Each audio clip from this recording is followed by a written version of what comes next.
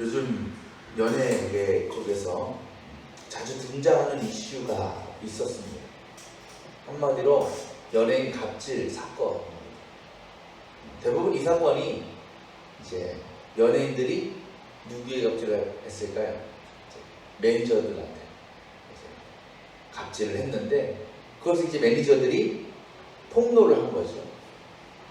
그래서 자신과 함께 일했던 연예인들의 어떤 인성, 또 받았던 부당한 대우, 그로 인해서 받은 피해들을 이제 언론에 공개하고 나선 겁니다. 물론 사실관계를 정확하게 파악해 볼 필요는 있겠지만 사실이라는 가정하에서 보면, 그래서 그들의 증언들을 들어보면 굉장히 충격적인 것을 우리가 알 수 있습니다. 그러니까 내용만 보면 매니저가 아닙니다. 뭐예요? 하인, 몸종이에요. 그런데 이러한 사건이 우리에게 큰 충격과 또 분노를 일으키게 하는 데는 또 하나의 중요한 이유가 있습니다. 그것이 뭘까요? 그렇게 갑질의 가해자로 등장하는 연예인들을 보면 많은 대중들로부터 호감을 받던 사람들이었기 때문에 그래요. 그렇죠? 제가 누구라고 말씀을 안 드리겠지만, 그러니까 한마디로 대중적으로 이미지가 좋은 연예인들이 그런 일을 했다라는 것이 사람들이 느끼기에는 충격이고 또 어떻게 보면 배신감을 느끼는 상황이 되기도 한다는 겁니다. 그러니까 저는 그러한 상황을 보면서 다시 한번 깨닫게 되는 게 있어요. 이게 뭐냐? 연예인이라는 사람들은 철저하게 포장된 사람일 수 있겠다. 또 만들어진 사람이구나라는 거예요. 정말 그렇지 않아요? 우리가 텔레비전이나 매스컴을 통해서 보는 사람들은 우리는 그 화면으로밖에 볼 수 없습니다. 그래서 거기서 나오는 그 사람의 모습이 그 사람의 모든 것이라고 생각할 수밖에 없어요. 그렇죠? 그거밖에 못 보니까 우리는. 하지만 우리가 모르는 이런 매스컴을 통해서 드러나지 않는 그들의 삶은, 그들의 실생활은 우리의 생각, 우리의 기대와 완전히 다를 수 있다는 거죠. 어떤 게 진짜 그의 모습일까요? 매스컴에 나타나는 게 진짜 모습입니까? 아니면 실제 그들의 삶에서 나타나는 게 진짜 모습입니까? 후자죠. 후자. 그래서 우리는 어떨까요? 우리도 살아가면서 수많은 사람들을 만나고 또 관계를 맺고 살아갑니다. 여러분이 속한 그 직장이든 교회든 가정이든 어디든 친구 관계든 그 공동체에 속해 있는 다른 이들이 나를 어떻게 생각할까? 나에 대해서 어떻게 바라볼까라는 거예요. 혹시 그들이 생각하는, 또 그들이 믿고 있는 내 모습과 실제의 내 자신의 삶과 모습이 전혀 다를 것 같지는 않느냐라는 겁니다. 우리 신앙도 마찬가지죠. 우리가 신앙생활, 우리가 믿음 가운데 살아가는 삶을 신앙생활이라고 합니다. 그죠? 뭐가 들어가겠습니까? 그 안에 예배도 들어가겠고, 기도, 봉사, 섬김 이런 게 들어가겠죠. 우리는 신앙생활하며 살아가요. 그런데 우리가 그렇게 신앙의 규칙들을 잘 지키고 또 그런 모습을 사람들에게 보인다고 해서 정말 내가 믿음이 좋다라고 이야기할 수 있겠느냐라는 거예요. 더 정확히 말하면 그것만으로 하나님께서 기뻐하시고 원하시는 그리스도인의 사명을 다하는 것이라고 말할 수 있겠느냐는 거예요. 이 문제는 우리에게 이러한 질문을 던져줍니다. 나는 종교인인가? 아니면 신앙인인가? 오늘 우리가 읽지는 않았지만 마태복음 15장 1절부터 보면요, 이런 사건이 나와요. 율법학자들하고 바리새인들이 예수님께 몰려와서 막 항의하고 따집니다. 뭐라고 따지냐면 1절 말씀에 그들이 빵을 먹을 때 손을 씻지 않았다라는, 그들이 누굴까요? 예수님의 제자들이죠. 그러니까 아마 예수님의 제자들이 밥을 먹는데, 빵을 먹는데 손을 씻지 않고 먹었나 봐요. 그걸 이 사람들이 봤나 봐요. 여러분 상식적으로는 밥 먹기 전에 손 씻어야 돼요? 안 씻어야 돼요? 씻어야죠. 그 그게 정상적인 사고방식 상식 아니겠어요? 근데 우리가 가끔 그럴 때 있잖아요. 너무 배가 고프면 또 빨리 내가 식사를 마쳐야 할 때는 손 씻는 거 깜빡할 때 있어요. 아차 하고 지나갈 때가 있다는 거예요. 그렇게 어떻게 보면 제자들이 손을 씻지 않고 밥을 먹은 것은 충분히 이해하고 넘어갈 수 있는 일이지요. 그쵸? 하지만 이 유대인들은요, 그것을 굉장히 심각하게 받아들이고 있어요. 흥분하고 있어요. 그러면서 예수님께 고발하고 있다는 겁니다. 왜 그럴까요? 왜 아무것도 아닌 일을 가지고 왜 그들은 예수님을 찾아와서 따지듯이 항의하고 있는 것일까? 2절 말씀 그 앞부분에 뭐라고 그럽니까? 당신의 제자들은 어찌하여 장로들의 전통을 어깁니까? 그들이 흥분하는 이유, 예수님께 따지는 이유는 그들이 장로들의 전통이 뭐겠습니까? 율법이죠. 율법을 어겼기 때문이라는 거예요. 원래요, 하나님께서 이스라엘 백성에게 주신 계명은 몇 개입니까? 처음에 10개잖아요. 10개. 그죠? 근데 이후에 이스라엘 백성들이 그 계명을 쪼개서 수많은 규칙과 규례를 만들었어요. 그것이 무려 613개에 이르는 율법이 됐습니다. 그리고 그 율법을 유대인들, 특히 우리가 전통적 유대인이라고 부르는 바리새인들, 율법학자들은 목숨을 걸고 지켰어요.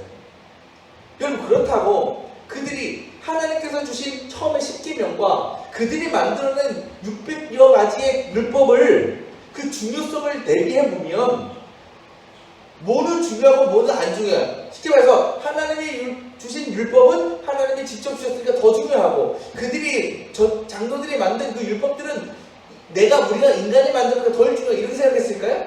아니에요.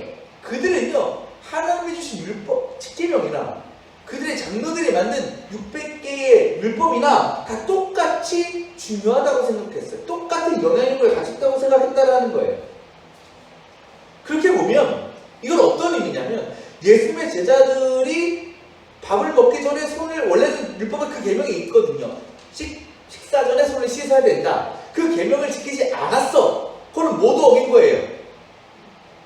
무엇을 어긴 것과 동일시하게 여긴다? 10계명을 어긴 것과 똑같은 거예요. 그러니까 우리가 볼 때는 손을 안 씻는 별거 아닌데, 그들이 볼 때 10계명이 예를 들면 살인하지 말라. 그 계명을 어긴 것과 똑같다라고 본 겁니다. 그렇게 보니까 그들에게 예수님의 제자들은 어떤 사람들이야? 엄청난 죄를 저지른 사람. 그래서 너무나 부정하게 된 사람들이라는 거였다. 예수님도요, 이 계명에 대해서 아셔야 몰라요. 아시죠? 예수님도 유대인이니까 율법을 알고 계셔요. 그리고 그것을 지키는 일이 나쁩니까? 그렇진 않아요. 그렇다면 예수님은 그 상황에서 어떻게 반응하셨어야 정상적인 반응일까요? 지한테 불러가지고, 야 이놈들아, 좀 손 좀 씻고 먹지 그래서 아무리 급해도 왜 너네 손 안 씻어가지고 제자들 욕먹고 이렇게 비난 당하니? 아버지 좀 조심해, 이러면 되잖아요. 그죠? 그런데 예수님은 뭐라고 말씀하시느냐? 11절 말씀에 이렇게 말씀하시죠. 입으로 들어가는 것이 사람을 더럽히는 것이 아니라 입에서 나오는 것이 그 사람을 더럽힌다라고 먼저 말씀하십니다. 예수의 이 말씀은요, 바리새인들, 율법주의자들의 생각과는 완전히 다른 거예요. 왜? 그들은 어떻게 생각합니까? 손을 씻지 않고 음식을 만지면 그 음식이 어떻게 돼? 씻지 않은 손은 부정하기 때문에 그 부정한 손에 손길이 닿은 물건은 음식은 어떻게 돼? 부정해지는 거예요. 그 부정해진 음식을 먹는 사람은 그 사람도 왜? 부정해진다라고 생각한 거예요.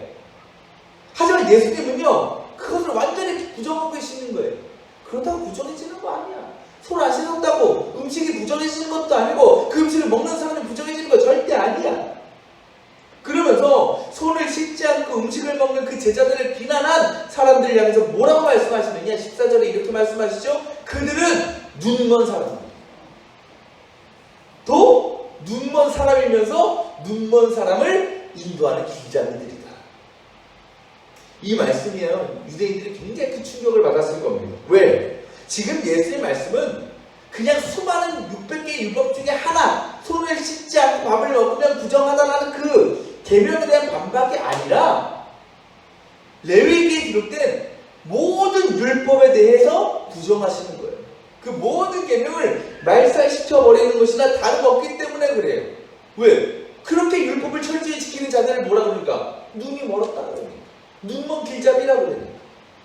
여러분, 왜 예수님께서 이렇게까지 그들을 비난하고 계시는 것일까?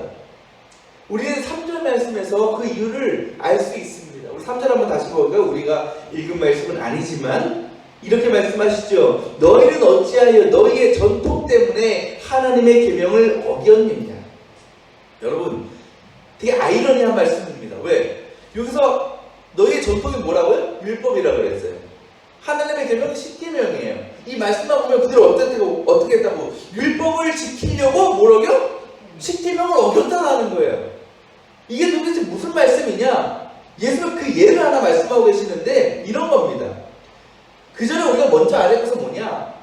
그들이 만드는 율법, 조상들이 만드는 전통적인 율법과 하나님께서 말씀하시고 원하신 그 계명은 다르다라는 거예요. 출처부터 다르잖아요. 왜? 10계명은 하나님께서 직접 주셨어요. 모세에게 직접 주신 겁니다. 하지만 그 외의 율법은 누구의 뜻이 들어가 있어요? 인간의 뜻이 들어가 있는 거예요. 자신들의 생각과 뜻을 모아서 만들어낸 것입니다. 그러한 율법의 계명들이 10계명을 주신 하나님의 뜻과 의도와 일치한다라고 말할 수 있을까? 그렇지 않다라는 거예요. 오히려 이들은 나에게 유익이 된다고 생각하면 10계명보다 자신들이 만드는 율법을 더 중요하게 생각했어요. 그 대표적인 예가 뭐냐? 고르반이라는 겁니다. 뭐라고요? 고르반. 이 단어를 기억하고 계셔요? 이따 물어볼 거예요. 어느 돈 많은 유대인이 있었습니다. 근데 그의 부모는 너무나 가난했어요. 누군가 도와주지 않으면 살아갈 수가 없었습니다. 그럼 누가 도와줘야 되겠어요? 돈 많은 자식이 도와줘야 되겠죠. 부모의 도리 아닙니까? 자녀로서의 도리 아니겠어요? 또 그건 뭘 지키는 거예요? 10계명의 제5계명. 내 부모를 공경하라. 그것을 지키는 것입니다. 반드시 지켜야 돼요. 그런데 그 사람은 자기 부모에게 전혀 경제적인 도움을 주지 않았습니다. 내버려 뒀어요. 그러면서 그 대신에 뭘 했냐? 내 모든 재산을 하나님께 바치겠습니다. 라고 고백했어요. 여기서 하나님께 바치겠습니다고 할 때에 하나님께 바치겠다고 결단한 물건, 재산 이런 걸 뭐라고 부를까요? 고르반이라고 부르는 거예요. 그러니까 그들이 지키는 율법에 따르면 뭐라고 되냐면 자신의 것을 고르반으로 하나님께 드려드리겠다고 고백하면, 선언하면 그건 절대로 다른 누군가에게 나누어줘서는 안 된다는 거예요. 부모에게까지. 그러니까 고르반으로 내 재산을 바쳤습니다고 했을 때에 그 바쳐진 재물이나 물건을 부모를 돕고 섬기기 위해 사용할 수 없는 거예요. 그들의 율법에 따르면. 그런데 그렇다고 여러분 그 고르반 했다고 그것을 어디 따로 정해진 장소에 보관하거나 성전에 넣어두거나 아니면 그렇게 바쳐진 걸 내가 손댈 수 없는 것일까요? 그게 아니었어요. 하나님께 바쳤다고 얘기를 하지만 여전히 누구한테 있는 거야? 나한테 있는 거예요. 내 거예요. 여전히 그건 내 소유예요. 누구한테 가는 게 아니에요. 실질적인 주인은 누구야? 결국은 나예요. 그러니까 이거는 유대인들이 내 재산이나 물건을 끝까지 지키면서도 부모를 공경하지 않았다라는 비난을 피할 수 있는 굉장히 영악한 그들의 방법이었다라는 거죠. 그 말씀이 바로 오늘 예수님께서 말씀하신 너의 전통 때문에 하나님의 계명을 어기느냐라는 거예요. 예수는 오늘 그런 유대인들의 위선을 지적하고 계시는 겁니다. 그래요.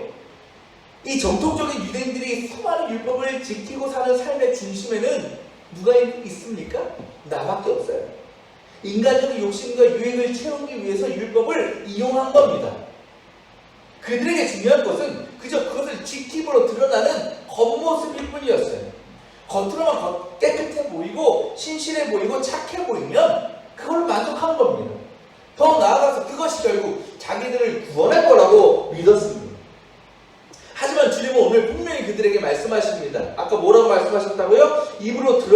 아니라 입에서 나오는 것이 그 사람을 더럽힌다는 거예요.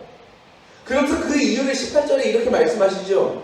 왜 입에서 나오는 것이 더럽냐?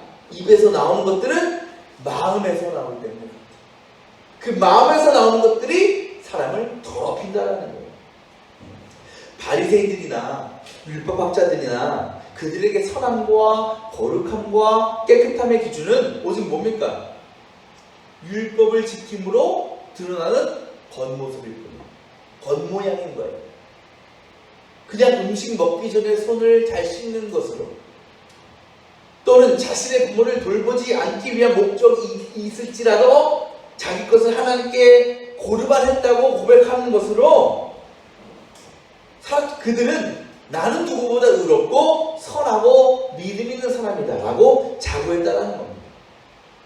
하지만 예수님에게 그들은 세상 누구보다도 부정한 사람들이었습니다. 왜? 그들의 마음이 더러웠기 때문에, 마음이 추악했기 때문에. 예수님에게요, 선함과 성결함의 기준은 외적으로 드러나는 행위나 모습이 아닙니다. 왜? 주님은 우리의 중심을 보시기 때문에, 마음을 보시기 때문에, 그리고 우리의 모든 말과 우리의 모든 행동은 우리의 마음의 생각으로부터 나오는 것이기 때문에 그렇습니다. 물론 그럴 수 있죠. 마음에 악한 생각이 가득해도 의식적으로 억지로라도 자신의 겉모습을 좋고 선하게 보이게 할 수는 있습니다. 하지만 그것이 그 사람의 진짜 모습이라고는 결코 말할 수 없습니다. 그것은 그저 자신의 추한 마음과 생각을 가리기 위한 가면을 쓴 겁니다. 예수님께서 그런 바리새인들, 율법주의자들 뭐라고 대표적인 표현을 쓰셨잖아요. 뭐라고? 외식하는 자라고 하셨죠. 외식하는 자. 여러분, 이 외식하는 자라는 말은 위선자라는 뜻이거든요. 이 위선자, 외식하는 자의 헬라어로 어떻게 쓰냐면 히포크리테스라고 해요. 히포크라테스가 아니고 히포크리테스. 근데 이 히포크리테스라는 말이 어떤 뜻이냐? 연극배우라는 뜻이에요. 연극배우. 연극배우는 그 당시에 뭘 씁니까? 가면을 쓰잖아요. 그러니까 위선자라는 것은 가면을 쓰고 주어진 대본대로 자신의 진짜 모습이 아니라 주어진 대로 그 가면에 보여진 가면으로 나타나는 모습으로 살아가는 연극 배우처럼 자신의 진실을 가리고 진짜 모습은 가리고 가식적으로 위선적으로 사는 사람들을 외식하는 자라고 하셨고, 그런 사람들이 바리새인 율법학자들이었다는 거죠. 하지만 마음이 깨끗한 사람은, 즉 늘 선하고 좋은 생각과 마음을 품고 사는 사람은 꾸미지 않아도, 억지로 하지 않아도 자연스럽게 그의 삶 가운데 선한 모습, 성결한 모습, 거룩한 모습이 나타나게 될 수밖에 없다는 거죠. 정통적인 유대인들은요, 자신들의 신앙을 오직 율법을 통해서 드러내려고 하였습니다. 그렇게 자신의 마음과 진심을 숨기고 그저 사람들에게 잘 보이기 위한 수단, 자신들이 원하는 것을 누리기 위한 수단으로 그 율법을 지켜나갔습니다. 그런 그들에게 신앙이라는 것은 의식적인 행위에 불과했습니다. 그럼 그들을 뭐라고 부르냐? 종교인이라고 부르는 겁니다. 하지만 예수님은, 특히 제자들은 겉으로 드러나는 모습을 신경 쓰지 않았습니다. 성경에 나타나는 위대한 위인들을 보세요. 사도 바울도 보세요. 때로는 음식 먹기 전에 손 씻는 거 까먹기도 했습니다. 더러운 음식으로 음식 먹기도 했어요. 또 늘 돌아다니느라, 사람들 만나느라 그들의 옷이며 손과 발은 지저분했습니다.